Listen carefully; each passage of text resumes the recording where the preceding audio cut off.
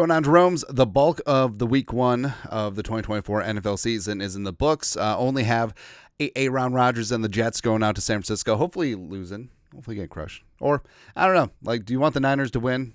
Doesn't really matter. Who knows? But, yeah, the bulk of week 1 is in the books, and there was some stuff and some things that happened. So let's dive on in. Of course, this is a Vikings channel, but just giving a little peep around the league and just like talking about and roasting things that happen out there. So backtracking, because we go in chronological order, because this isn't Christopher Nolan's Memento. So doesn't that Thursday night seem like 3 months ago?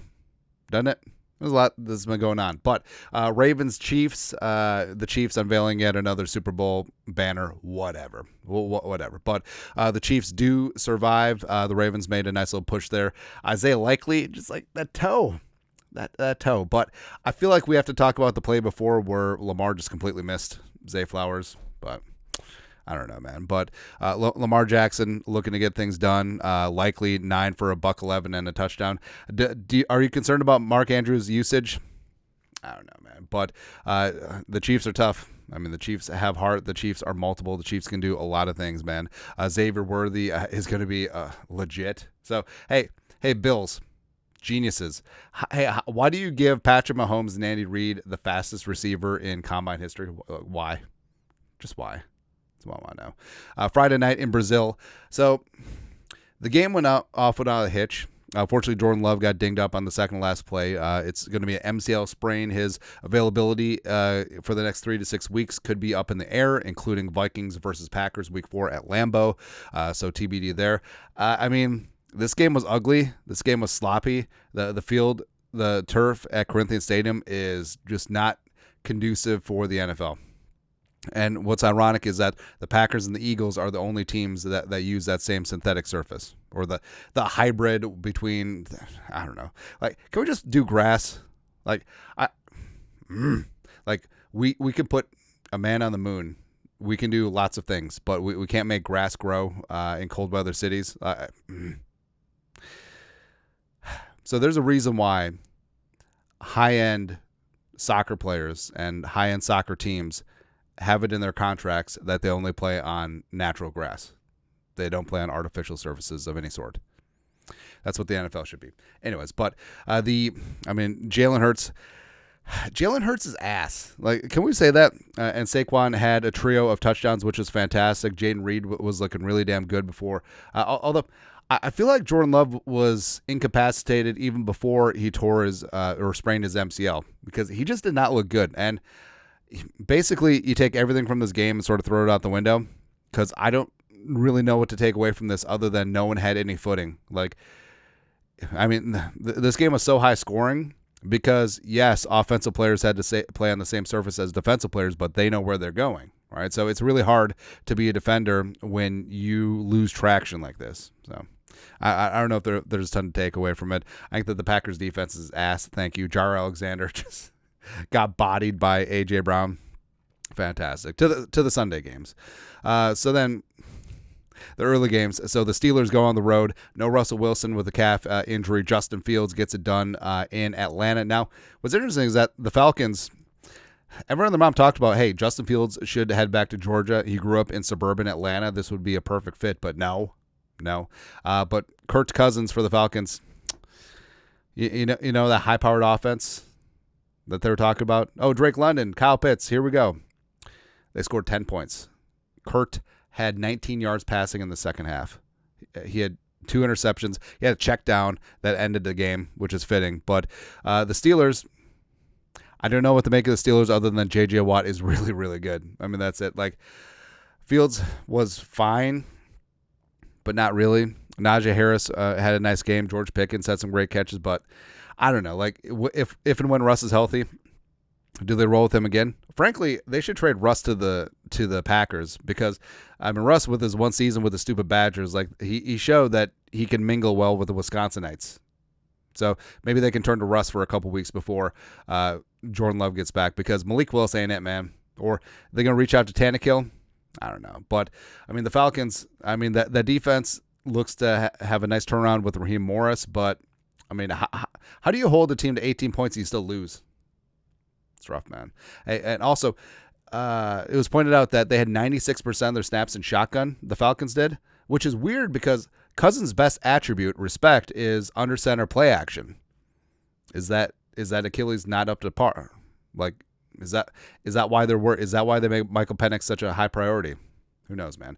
Cardinals at the Bills. So Cardinals, like, the Bills were who they thought they were. You thought they were, and then you let them off the hook. So I had predicted that the Cardinals were going to be a team that surprises people, and the spread was 6.5, so they covered at least. But good teams cover, great teams win outright. Come on, man. Come on. Or that's a bastardization of that. But Kyler was out there having fun. Trey McBride had some great catches. Michael Wilson was getting some. But Josh Allen is just out of his freaking gourd, right? The Bills' defense was gutted. But, I mean, maybe Josh Allen can single-handedly just drag this team into relevancy. Maybe that's how good he is. I don't know. Tennessee Titans against the Bears. This is pathetic. This is pathetic, man. So, Will Levis single-handedly gave this game away. Had 2 picks, one a pick six. Tyreek Stevenson, that's just the U being the U. They also had a punt block for a touchdown. It's so frustrating, man. It's so frustrating because everyone's talking about, Caleb Williams got his first win. Caleb Williams had like 93 yards passing and had like a quarterback rating of 50 or something like that. He was not good. The offense was very disjointed. And the Titans just gave this game away. And it was even worse than the Cardinals because, I mean, the Cardinals were fighting, right? But the Titans just had the Bears dead to rights, and then Will Levis just decided, it's like, no, I can't handle success. I'm just going to give it away. Like, the pick six was just atrocious. Like, instead of stepping under the pocket, he just slid left and then just like Nick Mullins did. It's frustrating, man. Patriots and the Bengals. So, Patriots single-handedly ruined a lot of survivor pools. So they go into Cincy and win. The Bengals look bad, and there was a play where Kyle Duggar forced a fumble out of the back of the end zone, taking away a touchdown from the Bengals. So that was a huge play, obviously. But I mean, the Patriots, Jabroni Brisket was fine. Ramondre Stevenson had himself a monster game, $120 and a touchdown. Jamar Chase, hey, Jamar Chase, maybe don't hold out next time, man. Because he didn't look ready to go. Joe Burrow was out of sorts. T. Higgins was injured and he missed the game. I mean, this is just not good. This is an indictment on the Bengals. The hell, man. Texans and the Colts. This is a fun game. So there's a lot of things going on. Number one, the Texans, C.J. Stroud got it done. Joe Mixon had like 35,000 carries. But also, I mean, Stephon Diggs caught both of Stroud's touchdowns. So maybe that's going to be a thing. As well as, so Richardson's a lot of fun, man. And we said that, like, back at Florida and also him coming off of the shoulder injury, like, we knew, like, Anthony Richardson could bomb it. And, like, those 2 deep shots to Alec Pierce, like, flat-footed 60 yards. Woo. Come on, man. Come on. I mean, this is going to be fun. Like, I think the Texans and the Colts both could be relevant for a while in this division with Stroud and Richardson, respectively. I think that's going to be fun, man. The opposite of fun, so the Jaguars and the Dolphins, whatever. Yeah. I guess the most fun thing was that Tyreek got detained heading to the stadium because he wants to be Scotty Scheffler so bad. And then, of course, Tyreek being Tyreek, he caught an 80-yard touchdown and then got handcuffed by Waddle. That's a touchdown celebration, which is kind of funny, but, you know, man. But, I mean, the Dolphins, so H.A. himself a great game. Tua threw for 338 yards because that's what he does. The Jaguars, I mean, it was tough because like the Patriots and Bengals game, there's another forced fumble. I think it was Etienne out of the end zone, negating a touchdown is just rough, man. And they gave us thing away. Sanders booted like a 52-yarder at the gun. So, yeah. I think the Jaguars have a chance to be bad. Speaking of bad, so the Panthers. So you knew that the Panthers were going to be ass thank you. You didn't know that they were going to be this bad. I mean, they're only 4-point dogs on the road against the Saints, a division game. You think that this one would be pretty snug, but the Saints just blew the doors off the Panthers, and the Panthers are not legit. Bryce Young is terrible.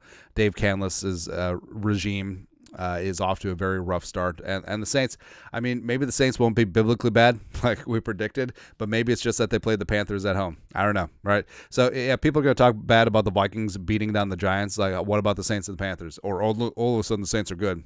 please. The Vikings, so we talked about this game ad nauseum, but the Vikings did what they're supposed to. They beat down a very bad team. Brian Flores' defense was dominant against Daniel Jones. They scored as many points as the Giants' offense. They didn't allow a touchdown to the Giants' offense. Darnold was efficient, and Aaron Jones was fantastic, man. And there's a lot to like here. I think this team is complete. I think this team can compete, especially in the trenches, and I think that the Vikings are going to be fun. Giants-wise, so I feel like Malik Neighbors is about like 2 games away from going to Antonio Brown and just like quitting. They got, I was going to say they should think about making a change, except Drew Lock is their backup, so I don't know. But it's very apparent that Daniel Jones, he's not a starting caliber quarterback in the National Football League. He just isn't. Right. And yeah, Donachel's revenge tricked you. Late games. So Raiders-Chargers, first game for Antonio Pierce, first game as the full-time head coach of the Raiders, first game for Jim Harbaugh. He is back, and this one played out as expected. I mean, the Raiders' defense was feisty, but offensively they couldn't get anything going. Minshew was sort of a mess. And then the Chargers just ran the piss out of the football, which is fantastic. Ladd McConkey got a touchdown, but J.K. Dobbins, that's right, JJ2K, the former Ohio State running back, because Harbaugh just enriching former Buckeyes. That's what he does. But 10 carries for $135 and a touchdown, and he's looking good, man. And the Chargers, like, I still don't really believe them this year, but I kind of like what they're assembling. Like, I like me some Rashawn Slater, I love me some Joe Alt, and Herbert I do believe in, even though a lot of people don't. But Broncos, Seahawks. So this game was not as close as the final score indicates, but Bo Nix was ass, thank you, averaged 3.3 yards per attempt, and was just not good. No bueno, man. 2 picks. The Seahawks, a bit of a slow start, but of course the Seahawks had never played a normal game. And Geno finally got things going, ran into touchdown, through one as well as Kenneth Walker III put up some great numbers. Charbonnet caught the touchdown, I want to say. Yeah. I mean, the Seahawks, I do like Seattle, right? And I think that they could round in the form under Mike McDonald. So late in the season, this could be a bit of a tough matchup for the Vikings, as well as jumping Jaron Hall, the Mormon missile out there. Next, Cowboys just beat the piss out of the Browns. Like, Mike Zimmer's defense was dominant. Well, it's a situation like the Vikings-Giants game. Like, was the Zimmer defense dominant, or was Deshaun Watson ass? Thank you. Just like Flores' defense and Daniel Jones. But, I mean, the Cowboys were studly, and Dak Prescott just got paid $60 million a year. Redonkulous, man. But had a great touchdown to Brandon Cooks. Zeke Elliott punched one in as well. And this was just a Turpin returned one for 6. So this was just a dismantling. By the way, the Browns have a really good defense, but they just got punched in the face, and the offense was doing them no favors for field position. Honestly, I was really shocked when they restructured Deshaun's contract, because that just tethers him to the franchise for longer and just pushes dead money into future years. So it's going to be harder just to eat that contract. But they should consider just putting in Jameis. I think that Jameis will give them a better chance to win. Hell, I was going to say trade for Flacco, since he's on the Colts now as Richardson's backup. Should never let Flacco go, by the way. Yeah. Then the commies and the Bucs. So commies are going to be bad this year, but Jaden Daniels has a spark. Loved watching him play. Ran for 2 touchdowns. He's just trying to make things happen. They just don't have enough around him at this moment in time. Like, they got some pieces along the offensive line. I like Scary Terry, even though he was like triple covered all day. Yeah. But for the Bucs, I mean, Bucs are impressive. Like, the Bucs have won their division 3 years in a row, and it's not a fluke. I like what Todd Bowles has done with a second head coaching gig in the NFL. That defense is legit. Baker dropped 4 touchdowns. Evans and Godwin got things going. I have a hot take. I think Mike Evans is a top 10 receiver of all time. People don't put him up there, but I do. I think he's really damn legit. Also, our guy Bucky Irvin, come on. And then lastly, whatever. Sunday Night Football. Lions eventually. So the Lions tiptoe through the tulips with other teams' injuries. So Puka was out early-ish in this game, and half of the Lions' offensive line, or the Rams' offensive line, was just out, and the Lions just barely beat them. I mean, you had the third-string left tackle trying to block Aiden Hutchinson, and the Lions don't run away with this thing. Whatever. But Stafford, a warrior as always, just dragging this team back. It brought them back in the fourth quarter. And, I mean, they had a lead. They had a lead, but the Lions kicked a field goal towards the end. And then overtime, they just drove down and they just punched the Rams right in the face. Like, the Rams were exhausted, but, I mean, they just ran the ball right in their grill. Montgomery with the game-winning touchdown. Again, whatever. But it's interesting. So Jahmyr Gibbs had himself a great game. Jamison Williams, 5 catches for $121 and a touchdown. So that could be a thing. Don't know. But overall, like, kind of an uneven performance for the Lions. I thought that they should have run away with this game at several points, especially after Puka went out. But sort of is what it is. Got to respect they got the win in overtime. But that's it. Let's take a look at the NFL slate week 1. Still have Monday Night Football to go. Let us know your thoughts, our thoughts, comment section below. Subscribe for daily Vikings takes. Want to support the work? Put a little something in the Venmo. But until next time, Skol, production value.